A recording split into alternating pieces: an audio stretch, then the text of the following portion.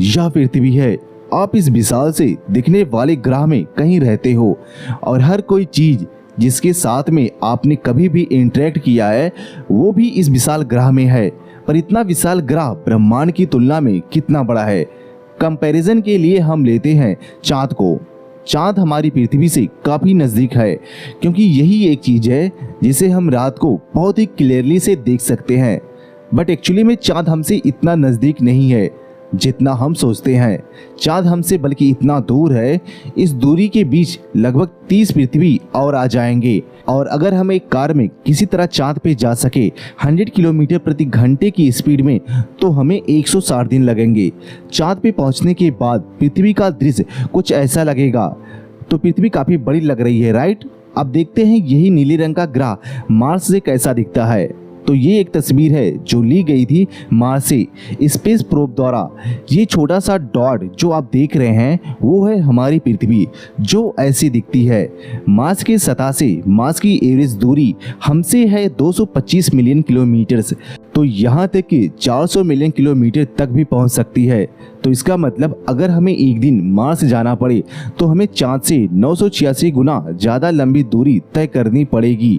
यहाँ तक कि सूरज की रोशनी की किरण को भी 20 मिनट लग जाएंगे यहाँ से पृथ्वी तक पहुँचने में, जिसका मतलब इंस्टेंट कम्युनिकेशन बिल्कुल भी पॉसिबल नहीं हो पाएगा।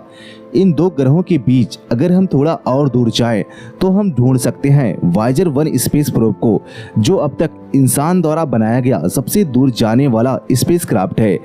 इसकी दूरी हमारी पृथ्वी से 138 एस्ट्रोनॉमिकल यूनिट है, जहां एक एस्ट्रोनॉमिकल यूनिट होता है पृथ्वी से सूरज का डिस्टेंस। अपने सफर में कभी वायेजर 1 ने अपने कैमरे को पीछे करके ये तस्वीर निकाली। ये देखने में तो इतना कुछ नहीं लगता, लेकिन यह पूरे इंसानी इतिहास का सबसे बड़ा अचीवमेंट है। ये सफ़ेद नीले रंग का डॉट हमारी पृथ्वी है। ये हमारा घर है। यहीं अरबों लोगों ने जन्म लिया और अपनी पूरी जिंदगी काटी है। यहीं सभी ने सुख और दुख को देखा है। यहीं सारे धर्म और धर्म बनाने वालों ने जन्म लिया है। हर राजा, रंग, संत और पापी ने इंसानियत के इतिहास में अपनी जिंदगी यहीं काटी है। और ये यहाँ से सूरज की सफ़ेद रोशनी में इतनी छोटी चीज़ दिखाई दे रही है। वायेजर 1 117 किलोमीटर प्रति सेकेंड की स्पीड में ट्रेवल कर रहा है। इतने स्पीड में भी वो हमारे सूर्यमंडल यानी सोलर सिस्टम के बाहर आने के लिए 30,000 साल तक नहीं निकल पाएगा। एक बार हम सूर्यमंडल से बाहर निकल पाएं तो हम पहुंचते हैं जिसे कहते हैं इंटरस्टेलर नेबरहुड, मतलब ये हमारे सूर्यमंडल के पड़ोसी हैं। यहाँ हम एस्ट्रोनॉमिकल यूनिट से बढ़ के लाइट ईयर्स में दूरी को मापते हैं। एक लाइट ईयर मतलब उतनी दूरी जो एक रोशनी की किरण एक साल में तय करती है, जो होता है 9.461 ट्रिलियन किलोमीटर। सूरज के अलावा हमारे सबसे नज़दीक का सितारा जिसे कहते हैं प्रॉक्सिमा सेंचुरी हमसे फिर भी 4.24 लाइट ईयर दूर है। और अगर वायेजर 1 स्पेसक्राफ्ट उसकी ओर बढ़ने लगा तो उसे 70,000 साल लग जाएंगे उस स्पीड में वहां तक पहुंचने में। अगर हम थोड़ा और जूम आउट करते हैं तो हम देखते हैं पूरे मिल्की वे गैलेक्सी को। इसी के अंदर हमारी पृथ्वी है। ये पीला डॉट हमारे रेडियो ब्रॉडकास्ट सिग्नल का रेंज है, जिसका मतलब कोई भी एलियंस अगर ये रेंज के बाहर है तो उन्हें इंसानों की मौजूदगी के बारे में कभी पता नहीं चल पाएगा। हमारा पूरा गैलेक्सी एक कोने से दूसरे कोने तक 1 लाख लाइट ईयर्स बड़ा है। यहाँ लगभग 10,000 करोड़ सितारे और 10,000 करोड़ ग्रह हैं, लेकिन आप इन सब को रात में कभी नहीं देख पाओगे क्योंकि आप सिर्फ 20% सितारे को रात में देख सकते हैं। वो सिर्फ इतने से छोटे एरिया के अंदर होता है, लेकिन यह इतना विशाल गैलेक्सी कुछ भी नहीं है उसकी तुलना में, जिसका ये भी एक भाग है। जूम आउट करने पर हम देख सकते हैं जिसे कहते हैं लोकल ग्रुप ऑफ गैलेक्सी, जो हमारे आसपास स्पेस का एक ऐसा हिस्सा है जो एक कलेक्शन है 54 अलग अलग गैलेक्सी जो फैले हुए हैं 1 करोड़ लाइट ईयर्स की दूरी तक। बट जूम करने पर हम देख सकते हैं वर्गो सुपर क्लस्टर को, जिसका लोकल ग्रुप एक बहुत ही छोटा सा हिस्सा है।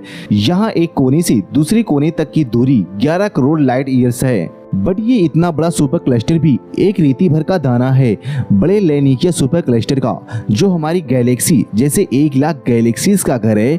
यहाँ दूरी एक कोने से दूसरे कोने तक चौंकाने वाली 52 करोड़ लाइट ईयर्स है।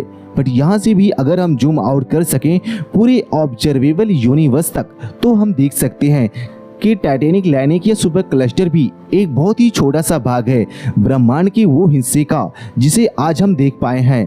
ये है ऑब्जर्वेबल यूनिवर्स और इसके अंदर वो सब कुछ है जहाँ तक आज हम देख पाए हैं। यहाँ पे कम से कम 2 लाख करोड़ गैलेक्सीज हैं और इन सब गैलेक्सीज में मिलजुल के इतने सितारे हैं जितने रेती के दाने पृथ्वी में भी नहीं हैं। हमारे पृथ्वी से ऑब्जर्वेबल यूनिवर्स के किसी भी कोने तक की दूरी है 4650 करोड़ लाइट ईयर्स, जिसका मतलब है इस ऑब्जर्वेबल यूनिवर्स की पूरी लंबाई 9300 करोड़ लाइट ईयर्स है। बट इससे भी ज्यादा इंटरेस्टिंग ये है कि ब्रह्मांड के इस दिखने वाले हिस्से के पार क्या है।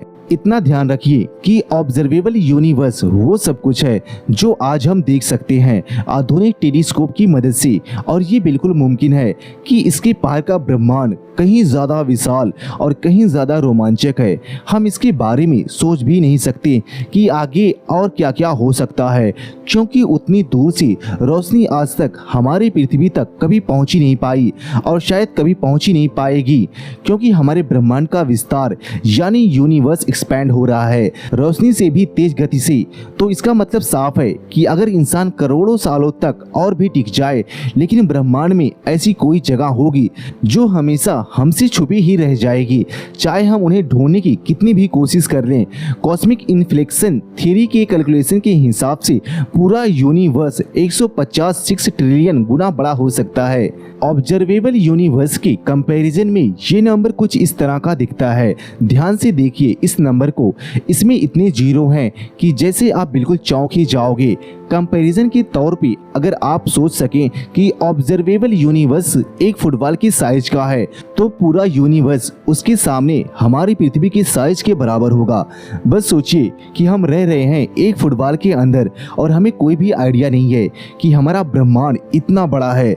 बट इससे हमें घबराना नहीं चाहिए, इसके विपरीत हमें ये सोचना चाहिए कि इस विशाल ब्रह्मांड में हमारे लिए कितना कुछ है आगे खोज करने के लिए। तो ये वीडियो देखने के लिए बहुत बहुत शुक्रिया। उम्मीद है ये वीडियो आपको जरूर पसंद आएगा।